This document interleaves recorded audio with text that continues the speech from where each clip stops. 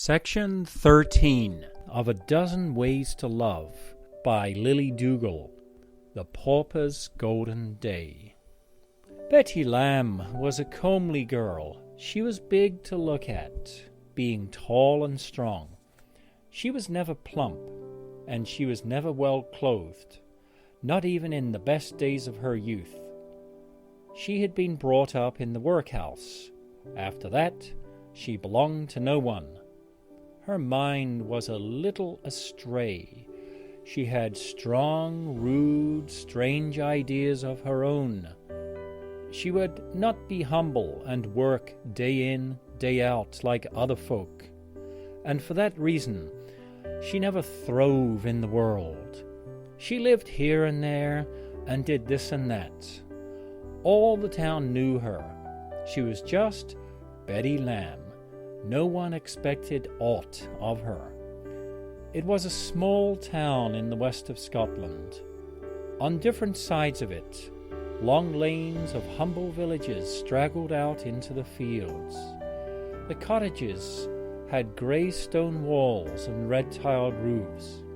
There were new grey churches in the town, and big buildings and streets of shops.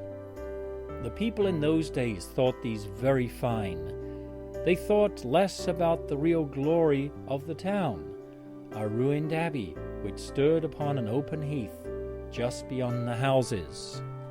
3 walls, 2 high Gothic windows with the slender mullions unbroken, a few stately columns broken off at different heights from the ground, and 1 fragment of the high arch of the nave standing up against the sky in exquisite outline. These formed the ruin. It was built of the red sandstone that in its age takes upon it a delicate bloom of pink and white. It looked like a jewel in the breast of the grey hill country. Firs grew within the ruin and for acres on all sides. Sheep and goats came nibbling against the old altar steps. A fringe of wildflowers and grass grew upon the top of the highest arch and down the broken fragments of the wall. All around, the stately hills looked down upon the town and the ruin, and the sky that bent over was more often than not full of cloud, soft and grey. Betty Lamb was getting on to middle age, about 30, when she had a baby.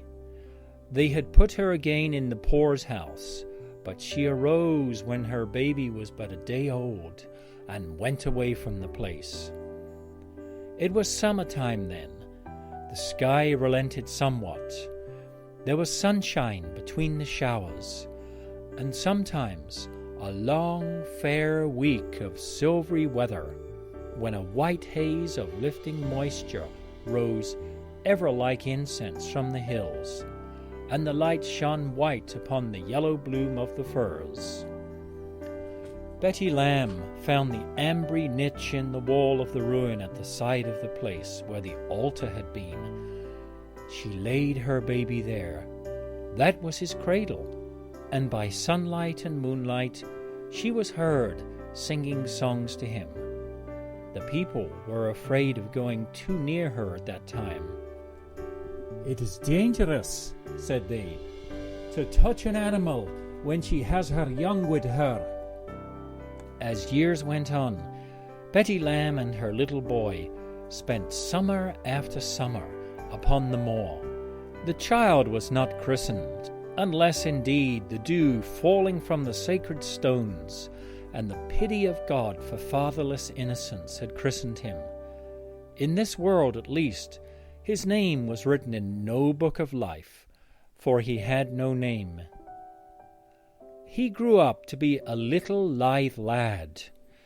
Then it was that in every pickle of mischief where a little lad could be, this elf child with his black eyes and curly auburn hair was to be found. So maddening indeed were his naughty tricks that the townspeople spoke not so often as beating him, as they would have beaten a human child, but of wringing his neck, like a young thing that had no right to live. Yet it was more often in word than in deed that punishment of any sort was inflicted, for the preliminary stage was perforce. First catch a boy, and that was far from easy. Even when the catching was accomplished, the beating did not always come. One day the minister of the kirk looked out upon his glebe. His favourite cow, with a bridle in her mouth, was being galloped at greatest speed around the field, Betty's lad standing tiptoe upon her back. The minister, with the agility which unbounded wrath gave him, caught the boy and swung his cane. "I'm going to thrash you," said he. "Aye, ye maun do that." The small face was drawn to the aspect of a grave judge. "Ye maun do that. It's your duty." The minister, who had looked upon his intention rather in the light of a natural impulse, felt the less inclination for the task. "Are ye not afraid of being beaten?" he asked. "Aweel," an air of profound reflection.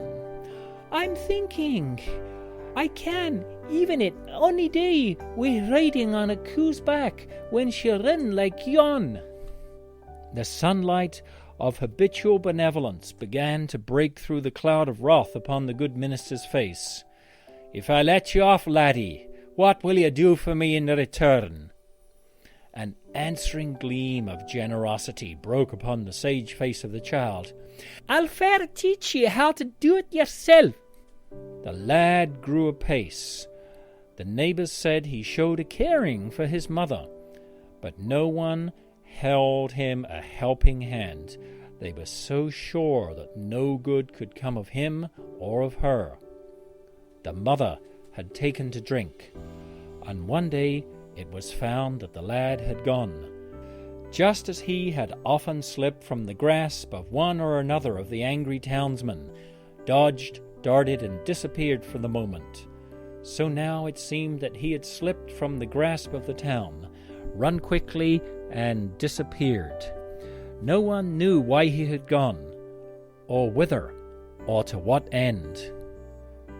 Betty Lamb remained in the town, a fine figure of a woman, but bowed in the shoulders, dirty and clad in rags. At last, when her strong defiance of poverty and need would no longer serve her, she was seen to go about from door to door in the early dawn, raking among the ashes for such articles as she chose to put in an old sack and carry upon her back. The townspeople honestly thought that all had been done that could be done to make a decent woman of her, and now, in her old age, she must needs go down to the gutter. One day, a man came to the town with circus pictures and a bucket of paste. He pasted his pictures upon all the blank spaces of walls which he could find. Great was the joy of the children who stood and stared, their little hearts made glad by novelty and colour. Great was the surprise of the older folk, who said, "It is a new thing in the world, when so great a show as this comes out of the accustomed track of shows to erect its tent in our small town." Yet so it was. From some whim of the manager, or of someone who had the ear of the manager, the thing was decreed. Upon these circus pictures there figured, in a series of many wonderful harlequin attitudes, a certain Signor Lambetti. Very foreign was the curl of his hair and the waxen ends of his moustache. Very magnificent was his physique. He wore the finest of silken tights and crimson small clothes, and medals were depicted hanging upon his breast. When at length the circus came for that one night's entertainment, and the huge tent was set up upon the common, not far from the old red ruin, all the town flocked to see the brilliant spectacle. The minister was there, and what was more, his wife and daughters too. They were far grander than he was, and wore silken furbelows and fringed shawls. The minister paid for the best seats for them to sit in. All the shopkeepers were there. Every man, woman, and child in all the town who could find as much as sixpence to pay for standing room was there.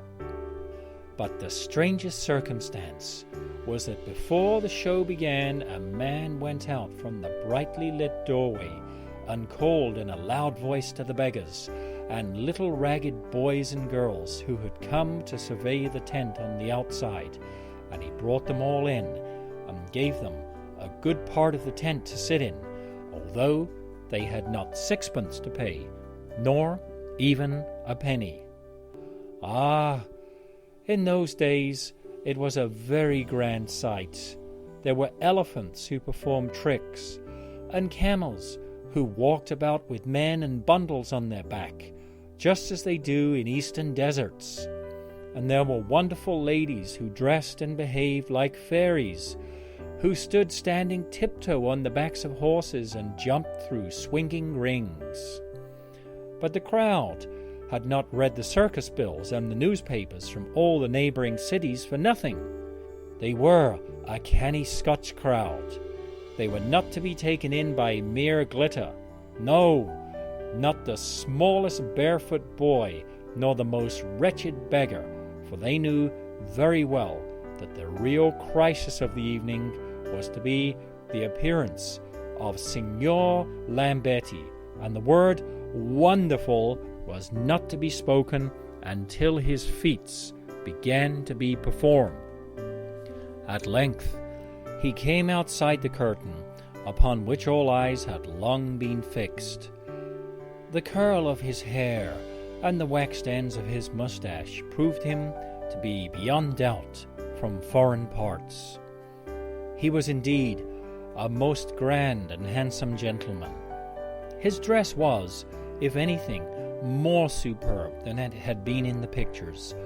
All his well-formed muscles showed through the silken gauze that he wore. His velvet trappings were trimmed with gold lace, and his medals shone like gold. He walked upon a tightrope away up in the peaked roof of the tent. He held a wand in his hand by which to balance himself, and in the other hand a cup of tea, which he drank in the very middle of his walk, tossing it off, bowing to the crowd below, and bringing the cup and saucer to the other end in safety. The crowd gave deep sighs, partly of satisfaction for being permitted to see so wonderful a sight, partly out of relief for the safety of the performer. "Ay me," they said to one another, "did ye ever see the licht of that?" It meant more from them than the loudest clamour of applause, yet they applauded also. Then Signor Lambetti, looking quite as fresh and jaunty as at first, ascended a small platform, standing out upon it in the full light of all the lamps. He made a little speech to the effect that he was now going to perform a feat which was so difficult and dangerous that hitherto he had kept it solely for the benefit of crowned heads, before whom on many occasions he had had the privilege of appearing. He said, in an airy way, that the reason he did the town the honour of beholding this most wonderful of all his feats was merely that he had taken a liking to the place. "Ay, but he's grund," said the little barefoot boys to one another as they huddled against the front of the stand allotted to them. "Ay me, but he's grund," and all the rest of the townsfolk said the same to themselves or each other, but they expressed it in all the different ways that dignified caution common to the Scotch. There was a series of swings, one trapeze fixed higher than the other, like a line of gigantic steps to the very pinnacle of the tent. The signor announced that he was going to swing himself up upon these hanging bars until he reached the topmost, and from that he would leap through the air down into the lighted abyss below and catch a rope that was stretched at the foot of the grandstand. Merely to hear him tell what he was going to do made the crowd draw breaths with thrills of joyful horror. Up and up he went, swinging himself with lissome grace, raising each trapeze with the force of his swing until he could reach the one above it. He looked smaller as he traveled higher in his wonderful flying progress. The little boys had not breath left now even to say, "Ay me, but he's grand." There was silence among all the crowd. To every one in all that crowd, to all except one, the spectacle was that of a strange man performing a strange feat. One poor peasant woman saw a different sight. One alone in all that crowd knew that the acrobat was not a stranger. In a corner of the beggars' gallery sat Betty Lamb, dirty and clothed in rags as she was. She held up her head at this hour with the old queenly defiance of her youthful days. Her eyes, bleared and sunken, had descried her son, her mother's heart. Mad, though all pronounced her to be, had vibrated to the first sound of her son's voice.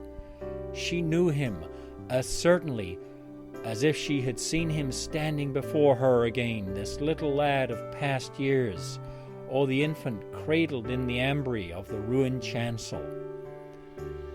The monarchs of whom Lambetti had been glibly speaking were not more noble in rank or more surrounded with glory in the thought of Betty Lamb than was this hero of the circus, and he her son. What constitutes glory? Is it not made up of the glare of lamps and the wearing of shining clothes, the shout of 1,000 voices in applause, the glance of 1,000 eyes in admiration, and the renown that spreads into the newspapers?